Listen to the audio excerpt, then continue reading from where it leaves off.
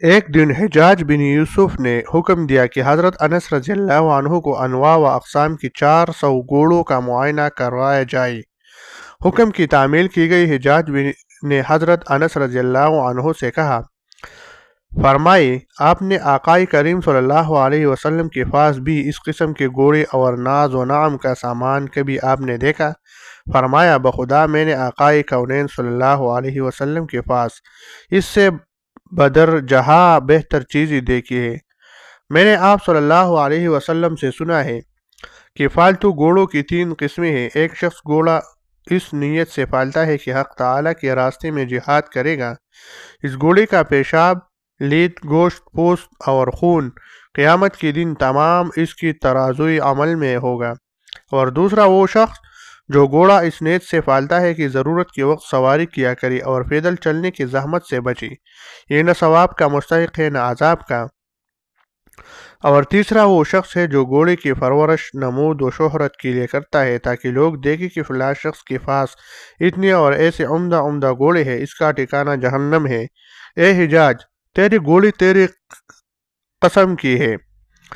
حجاج یہ بات سن کر بھڑک اٹھا، اس کے غصے کی بھٹی تیز ہو گئی اور کہنے لگا، اے انس، آپ نے نبی کریم صلی اللہ علیہ وسلم کی جو خدمت کی ہے اس کا لحاظ نہ ہوتا، نیز امیر المؤمنین عبد الملک بن مروان نے آپ کے ساتھ حسن سلوک کرنے کا خط مجھے نہ لکھا ہوتا تو نہ معلوم آج میں آپ کے ساتھ کیا کر گزرتا۔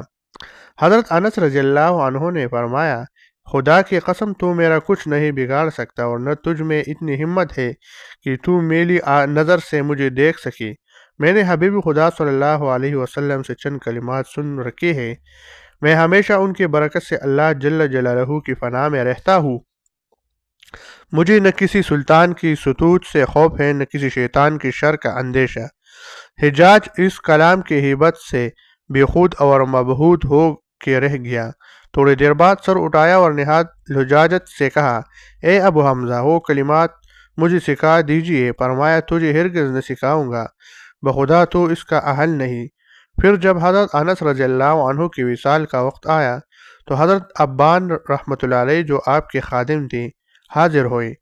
آپ نے فرمایا، کیسے آنا ہوا؟ عرض کی، وہی کلمات سیکھنا چاہتا ہوں جو حجاج نے آپ سے سیکھنا چاہے تھے مگر آپ نے اسے نہیں سکھائے تھے۔ فرمایا، ہاں تجھے سکھاتا ہو، تو ان کا اہل ہے۔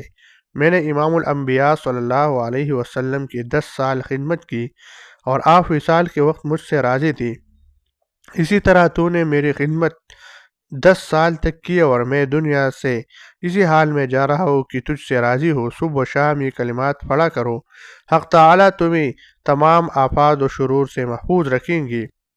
ترجمہ: میں پناہ لیتا ہوں نام خدا کی اپنے نفس پر اور اپنے دین پر، پناہ لیتا ہوں نام خدا کی اپنے اہل و عیال اور مال و اولاد پر، حفاظت چاہتا ہوں نام خدا کے ساتھ ہر نعمت پر جو اللہ نے مجھے عطا فرمائی۔ اللہ میرا پروردگار ہے، میں اس کے ساتھ کسی کو شریک نہیں کرتا۔ اللہ سب سے بڑا ہے، اللہ سب سے بڑا ہے، اللہ سب سے بڑا ہے، وہ بہت زیادہ عزت و جلال والا ہے۔ اللہ ہر اس چیز سے عظیم تر ہے جس سے میں ڈرتا ہوں اور اندیشہ رکھتا ہوں۔ غالب ہے تیرا ہمسایہ اور تیری پناہ لینے والا، بلندر ہے تیری تعریف، تیرے سوا کوئی معبود نہیں۔ اے اللہ جل جلالہ، میں تیری پناہ چاہتا ہوں اپنے نفس کے شر سے، نیز ہر شیطان مردود اور سرکش و متکبر کے شر سے۔ پس اگر یہ لوگ حق قبول کرنے سے پہل و تہی کرے تو آپ فرما دیجئے، اے محمد صلی اللہ علیہ وسلم، مجھے اللہ کافی ہے، اس کے سوا کوئی معبود برحق نہیں، میں نے اسی پر بھروسہ کیا اور عرش عظیم کا مالک ہے۔ بے شک میرے تمام امور کا والی اور کارساز اللہ ہے، جس نے کتاب مقدس قرآن مجید نازل فرمائی اور